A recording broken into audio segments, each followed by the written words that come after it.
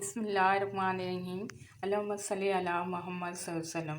السلام علیکم۔ آج کی ویڈیو ایگ فلاور کے بارے میں ہے۔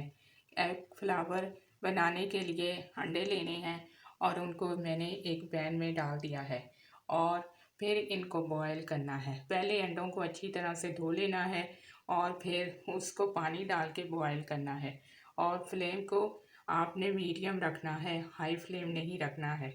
اور جب انڈے بوائل ہو جائیں تو ان کو نکال لینا ہے اور پھر اس کے اندر ٹھنڈا پانی ڈال دینا ہے اور پھر ٹھنڈا پانی ڈال کے الگ سے رکھ لینا ہے۔ پھر ان کو چھیل لینا ہے۔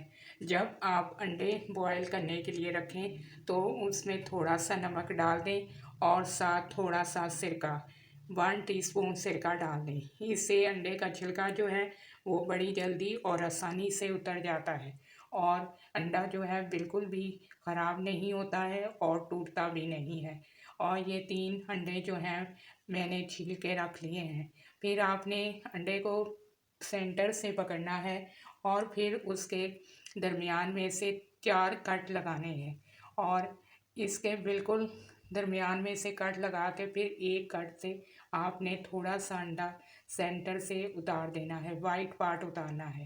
پھر دوسری طرف سے جو دوسرا کٹ لگایا ہے اس سے بھی آپ نے ایک پیس اتار دینا ہے اور پھر اسی طرح انڈے کو گھمانا ہے اور تیسری طرف سے ایک کٹ لگانا ہے اور وہاں سے بھی ایک پیس جو ہے وہ اتار دینا ہے۔